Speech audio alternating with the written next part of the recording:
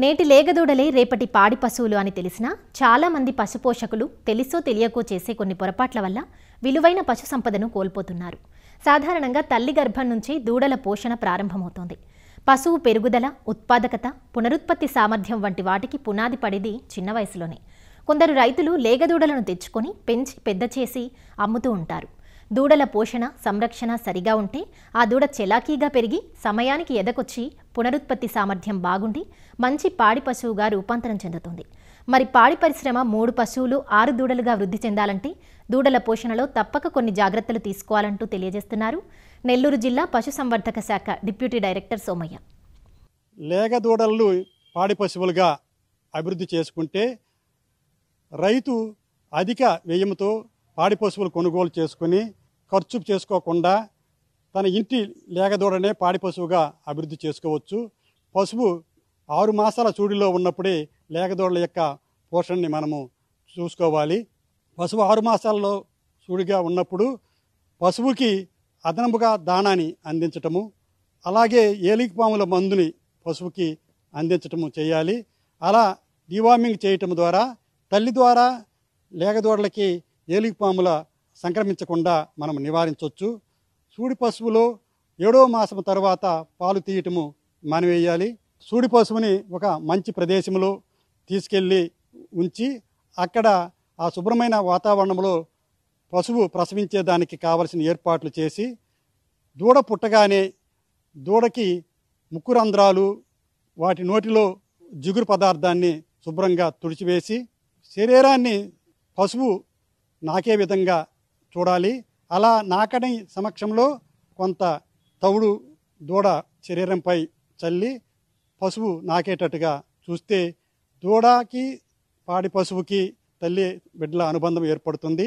అలా నాకిన సందర్భంలో దూడని శుభ్రంగా తుడిచి మెత్తటి గుడ్డలతో కానీ లేకపోతే చక్కటి గోనెపట్టతో శుభ్రంగా తుడవాలి. అలాగే కాళ్ళ గోలుని వెంటనే తీసివేయాలి. బొడ్డుని 2 అంగుళాలు వదిలి దారంతో కట్టి బొడ్డుని కత్తిరించి టించర్ అయోడిన్ని పూయటం ద్వారా బొడ్డు వ్యాపు వ్యాధులు రాకుండా నివారించవచ్చు. అలాగే ధనుర్వాతాన్ని రాకుండా కూడా TT injection, tetanus toxoid injection కూడా దూడకి అందించటం ధనుర్వాతాన్ని నివారించడానికి అవకాశం ఉంది. అలాగే దూడ పుట్టిన అరగంట గంట లోపు జున్నుపాలని దూడకి సమృద్ధిగా ఇవ్వాలి. జున్నుపాలు ఇవ్వటం ద్వారా దూడ యొక్క వ్యాధి నిరోధక శక్తి పెరుగుతుంది.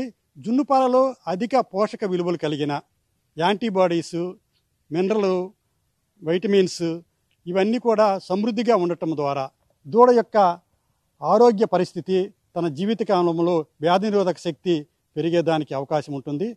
దూడకి తన బరువులో 10% అందించడానికి తప్పనిసరిగా చర్య తీసుకోవాలి.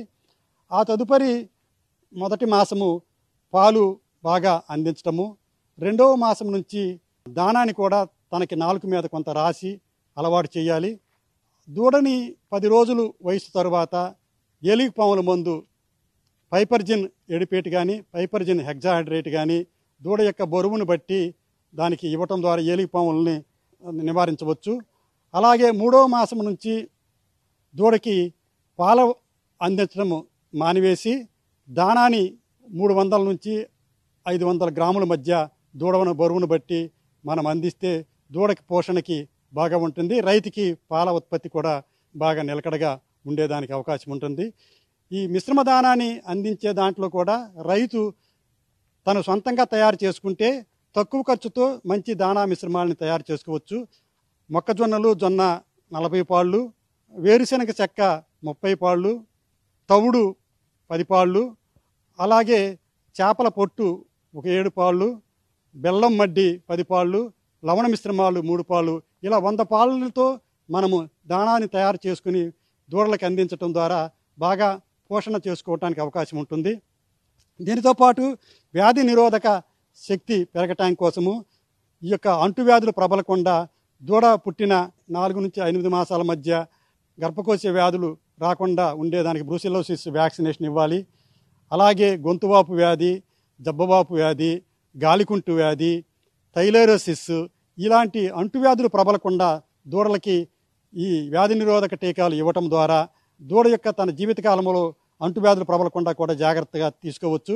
ఇలా మనం పోషణ చేసుకుంటే 6 మాసాల తర్వాత సరైన దాణా మిశ్రమము, దానితో పాటు పచ్చిగడ్డి, కొంత ఎండుగడ్డిని కూడా ఇవ్వటం ద్వారా ఈ యొక్క లేగ దూడని 2.5 సంవత్సరంలో 250 కేజీలు బరువు వచ్చే విధంగా కానీ మనం ఏర్పాటు చేసుకోగలిగితే 2.5 సంవత్సరం తరువాత మరలా ఎదకి వస్తుంది. ఆ ఎదకి వచ్చిన దాన్ని పరీక్షించి కృత్రిమ గర్భధారణ చేయటము, ఆ కృత్రిమ గర్భధారణ చేసిన పశువుకి 3 మాసాల తర్వాత గర్భ పరీక్ష చేయించడము, చూలు నిలిస్తే మళ్ళీ మనకి పాడి పశువుగా అభివృద్ధి చెందుతుంది. ఇలా లేగదూడ నుంచి పాడి పశువుగా అభివృద్ధి చేసుకోవటానికి రైతు అవగాహన కలిగి శాస్త్రీయ యాజమాన్య పద్ధతులని పాటించి తగిన మెలకువలు తీసుకుని పోషణ చేస్తే ఈరోజు ఒక్కొక్క పాడి పశువు 1.5 లక్షల నుంచి 2 లక్షల రూపాయలు కొనుగోలు అవుతుంది. దాని నుంచి రైతు నష్టపోకుండా తన ఇంటి లేగదూడని పాడి పశువుగా అభివృద్ధి చేసుకుంటానికి అవకాశం ఉంటుంది. కాబట్టి పశుసంవర్ధక శాఖ సిబ్బంది యొక్క సలహాలు తీసుకుని వారి యొక్క ఆదాయాన్ని అభివృద్ధి చేసుకోవాలని తెలియజేస్తున్నారు.